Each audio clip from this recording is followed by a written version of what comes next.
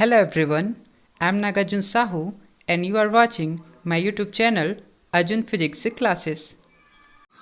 हम देख रहे हैं क्लासिकल मैकेनिक्स का लेक्चर नंबर 10 और इसमें हम अध्ययन करेंगे virtual displacement, virtual work and principle of virtual work.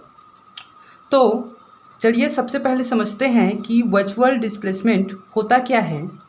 Imagine two possible configurations of a system of particles at any instant of time which are consistent with the forces and constraints। हम imagine करते हैं ये पहला configuration जिसमें एक system of particles है जिस पर अभी पहले कॉन्फ़िगरेशन में जो है कुछ भी फोर्स और कुछ भी कंस्ट्रेंट्स जो है अप्लाई नहीं किया गया है।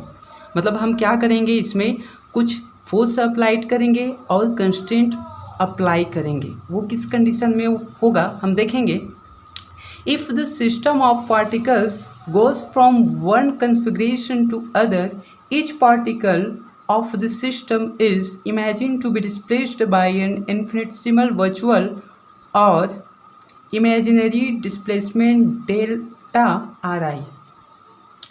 अब हम क्या करते हैं कि कॉन्फ़िगरेशन 1 में जब हम कुछ फोर्सेस अप्लाई करते हैं, ठीक है, वो फोर्स कैसा हो जिसका वेक्टर सम जो है क्या हो, ज़ीरो हो। मतलब यदि यहाँ पर एक कोई पार्टिकल रखा है और इस पर मैं सभी डायरेक्शन से सेम मैग्नीट्यूड का फोर्स अप्लाई करूँ तो इसका जो डिस्प्लेसमेंट होगा वो क्या होगा, ज़ीरो होगा। तो यहाँ पर जो फोर्स अप्लाई करूँगा F1, F2, F3, F4 ये सब तो अप्लाई होंगे, लेकिन इनका जो वेक्टर सम होगा, ठीक है, वो क्या हो जाएगा, ज़ीरो हो जाएगा। मतलब सभी फोर्स सेम टाइम में इस फोर्स पर, इस पार्टिकल पर एक साथ जब लगेंगे तो इसका जो वेक्टर सम है, सभी बल का जो योग है वो क्या हो जाएगा, ज़ीरो हो जाएगा। मतलब वो जो पार्टिकल है वो डिस्प्लेस होगा ही नहीं। तो ऐसा हम क्या करते हैं, इस पर जो है एक फोर्स अप्लाई करते हैं। तो हम क्या करते हैं कि इमेजिन करते हैं कि इसमें जो है कुछ डिस्प्लेसमेंट हो गया। वास्तव में होता नहीं है, लेकिन जो है हम इमेजिन करते हैं कि ऐसा जो सभी पार्टिकल हैं इसके पहले जब फोर्स लगाने से पहले जिस पोजीशन पर थे वहाँ से जो है डेल आर आई डिस्प्लेसमेंट तय कर लिए। ठीक है, ये वर्चुअल डिस्प्लेसमेंट इसलिए है, आभासी डिस्प्लेसमेंट, ये वास्तव में होता नहीं है। ठीक है, लेकिन ये हम मानते हैं। क्यों मानते हैं ये हम देखेंगे आगे। तो हम मानते हैं कि वर्चुअल डिस्प्लेसमेंट हो गया। ठीक है, इसको हम डेल्टा आर आई से रिप्रेजेंट करते हैं and is called the virtual displacement to distinguish from the actual displacement D R I which occurs in a time interval D T.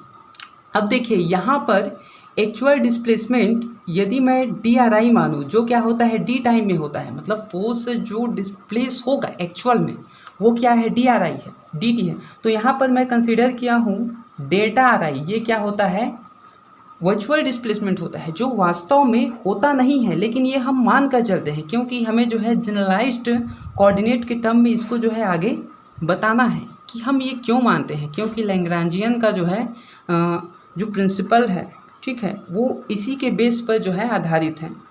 तो देखिए यहाँ पर जो वर्चुअल डिस्प्लेसमेंट होता है डेल्टा आर आई होता है और जो रियल डिस्प्लेसमेंट होता है वो डी आर आई होता है, जो डी टी टाइम में होता है रियल डिस्प्लेसमेंट। तो हम देखेंगे कि ये दोनों एक दूसरे से अलग कैसे हैं। ठीक है, virtual displacement delta R I is assume to take place only in coordinates. जो वर्चुअल डिस्प्लेसमेंट है वो केवल कोऑर्डिनेट्स के अंतर्गत ही जो है अध्ययन किया जाता है। मतलब रियल में वास्तव में ऐसा कुछ डिस्प्लेसमेंट होता नहीं है। And at fixed instant T है state change in time T is zero. और यहाँ पर क्या बताया गया है कि जो वर्चुअल डिस्प्लेसमेंट होता है वो जो है टी इक्वल टू, मतलब टाइम में चेंजेस हो बिना ही जो है हो जाता है। मतलब यदि यहाँ पर एक पार्टिकल है, इसको मैं यहाँ पर डिस्प्लेस करूँ तो यहाँ पर जो डेल टी होगा वो ज़ीरो होना चाहिए। मतलब ये 1 सेकेंड है पार्टिकल यहाँ पर, मतलब एक टाइम यदि 1 सेकेंड पर इसका पोजीशन ये है तो यहाँ पर भी 1 सेकेंड ही रहना चाहिए।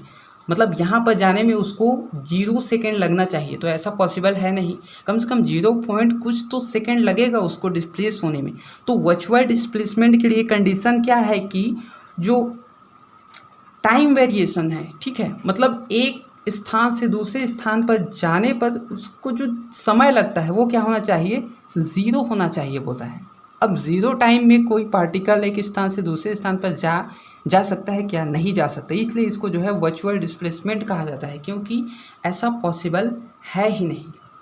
और इसमें जो कंस्ट्रेंट्स अप्लाई किए जाएंगे वो हम आगे देखेंगे डिटेल में, वो भी क्या होना चाहिए, उन सभी का सम जो है क्या होना चाहिए, ज़ीरो होना चाहिए। मतलब जितने कंस्ट्रेंट अप्लाई करोगे उन सब को यदि हम ऐड करेंगे तो उनका मैग्नीट्यूड क्या आना चाहिए, ज़ीरो आना चाहिए। तो यहाँ पर देखिए हमें वर्चुअल डिस्प्लेसमेंट किस कंडीशन में प्राप्त होगा, यदि del R I equal to D R I D T equal to zero.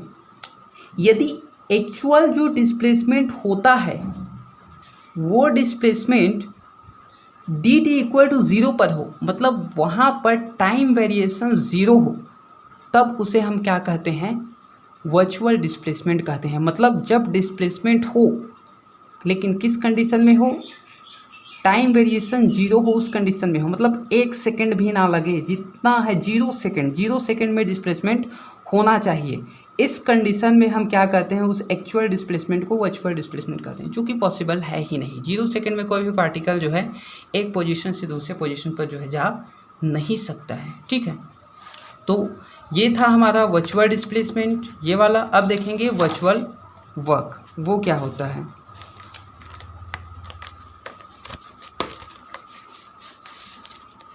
The work done by the system of forces causing virtual displacement is called virtual work.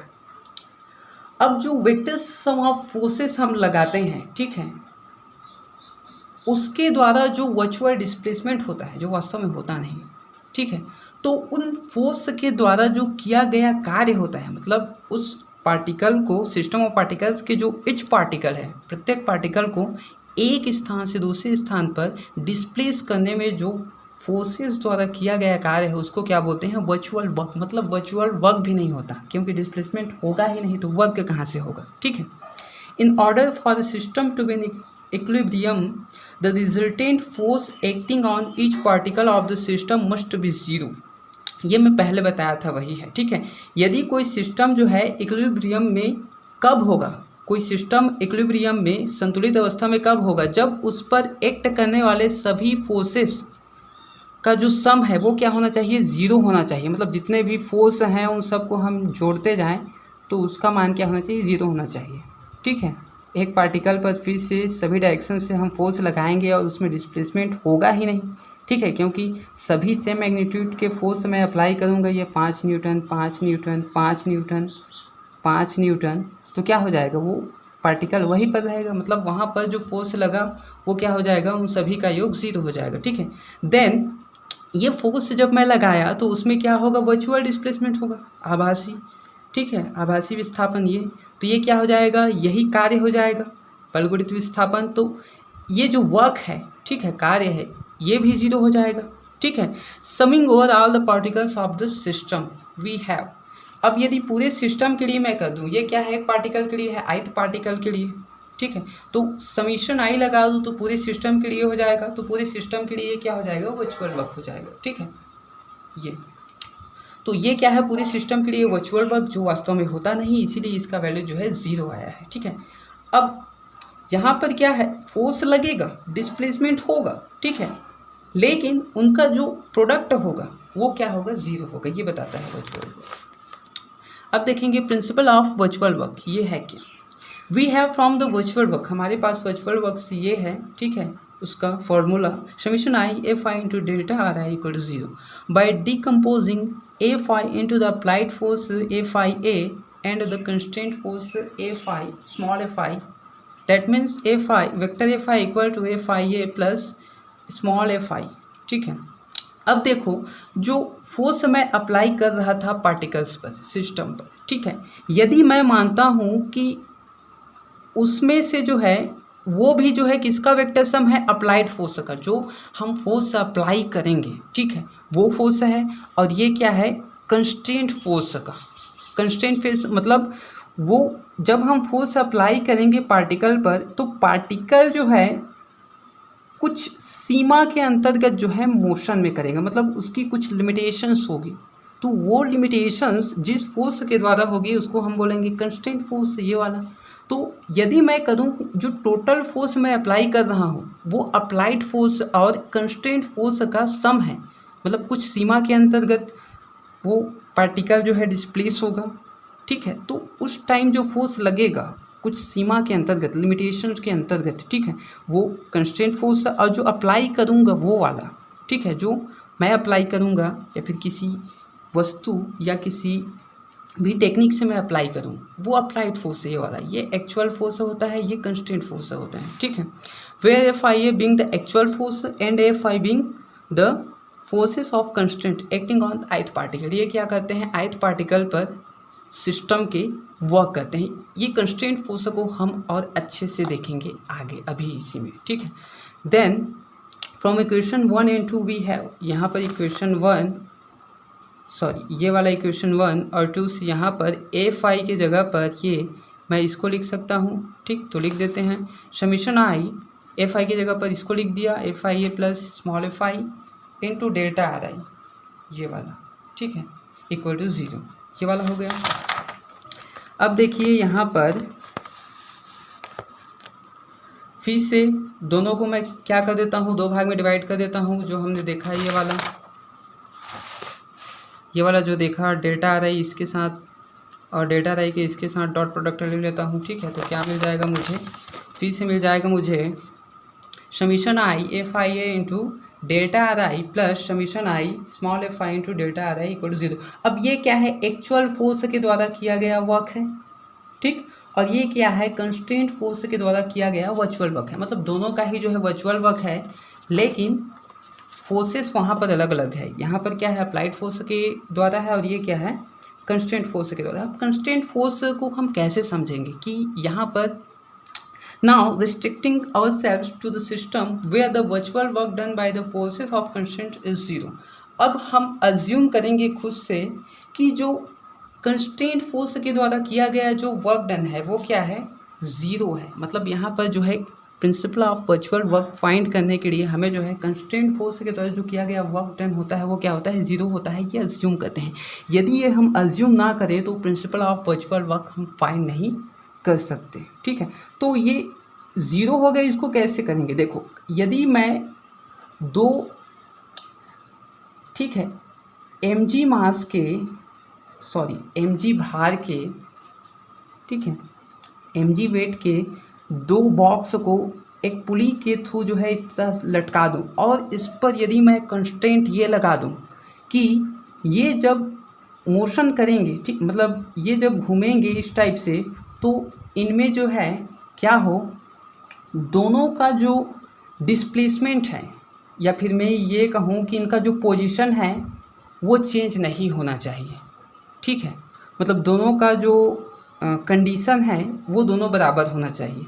यदि मैं constraint लगा दूँ तो यहाँ पर किया गया वर्क डन जो है 0 मिल जाएगा। देखिए यदि इस पार्टिकल को मैं यहाँ पर 2 मीटर के डिस्टेंस तक यहाँ पर ले आऊँ, ठीक है, तो ये पार्टिकल भी तो इधर क्या आएगा, 2 मीटर का जो है डिस्टेंस इधर तय करेगा, ठीक है। तो यहाँ पर क्या हुआ, इधर जो है 2 मीटर बढ़ा, इधर जो है 2 मीटर घटा, मतलब दोनों के जो पोजीशन में कुछ इफेक्ट हुआ क्या, नहीं हुआ, ठीक है। मैं इसके मैग्नीट्यूड के बारे में बता रहा हूँ, ठीक है, कि ये जितना इधर जाएगा ये उतना ही डिस्टेंस इधर भी आएगा। तो दोनों में क्या हुआ, कुछ चेंजेस नहीं हुआ यहाँ पर, ठीक है। तो यहाँ पर जो किया गया वर्क है, ठीक है, वो क्या है, 0 होगा, ठीक है, क्योंकि डिस्प्लेसमेंट जो है यहाँ पर या डिस्टेंस जो है क्या है, दोनों बराबर है, मतलब वर्क नहीं किया गया यहाँ पर, ठीक है।